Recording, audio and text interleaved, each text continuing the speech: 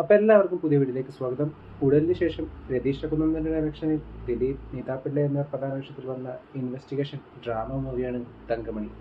1986 ഇടുക്കിയിലെ തങ്കമണി എന്ന ഗ്രാമത്തിൽ നടന്ന റിയൽ ലൈഫ് ഇൻസിഡൻസിനെ ബേസ് ചെയ്ത് ഒരുക്കിയ ഈ സിനിമയുടെ സ്ക്രീൻ പ്ലേ തയ്യാറാക്കിയിരിക്കുന്നത് രതീഷ് തന്നെയാണ്.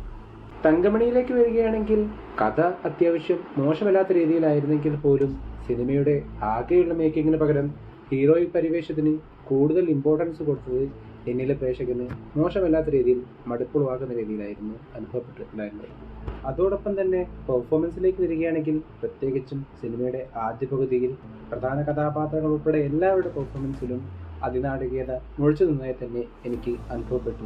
ഇതോടൊപ്പം തന്നെ തമിഴിൽ നിന്ന് വന്ന ജോൺ വിജയ്, പ്രാണിത സുഭാഷ് എന്നിവരുടെ പെർഫോമൻസും ഡബ്ബിങ്ങും ഒട്ടും സിങ്കില്ലാത്ത രീതിയിലും തീരെ കൺവിൻസിംഗ് അല്ലാത്ത രീതിയിൽ തന്നെ എനിക്ക് അനുഭവപ്പെട്ടു.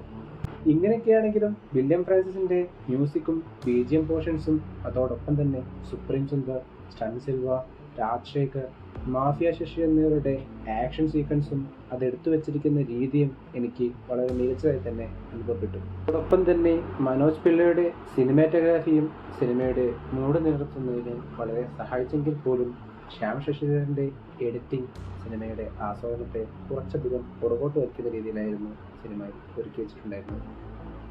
വലിയ ഹാപ്പനിങ്സ് ഒന്നുമില്ലാതെ അല്പം ക്ലീഷേഡായി പോയ ഫസ്റ്റ് ഹാഫിന് ശേഷം സെക്കൻഡ് ഹാഫിലേക്ക് കടന്ന് ആദ്യ 10-20 മിനിറ്റിൽ സിനിമയുടെ മൂഡ് മാറുന്ന കാഴ്ചയും സിനിമ കൂടുതൽ ഇൻട്രസ്റ്റിംഗ് ആകുന്ന കാഴ്ചയും എനിക്ക് കാണാൻ സാധിച്ചു. എന്നാൽ അതിനുശേഷം സിനിമ വീണ്ടും പഴയ ട്രാക്കിലേക്ക് പോകുന്ന കാഴ്ചയാണ് എനിക്ക് കാണാൻ സാധിച്ചത്.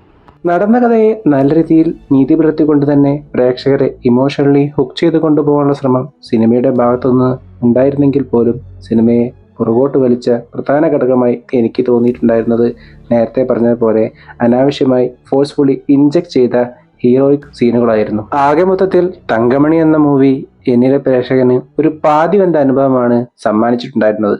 നിങ്ങളുടെ അഭിപ്രായം എന്തു തന്നെയാണെങ്കിലും കമന്റ് ബോക്സിൽ അറിയിക്കുമെന്ന് വിശ്വസിച്ചുകൊണ്ട് ഈ വീഡിയോ ഞാൻ അവസാനിപ്പിക്കുന്നു. വീഡിയോ ഇഷ്ടപ്പെട്ടാൽ ചാനൽ സബ്സ്ക്രൈബ് ചെയ്യുക. അപ്പോൾ മറ്റൊരു വീഡിയോയുമായി വീണ്ടും കാണും വരെ ഗുഡ് ബൈ.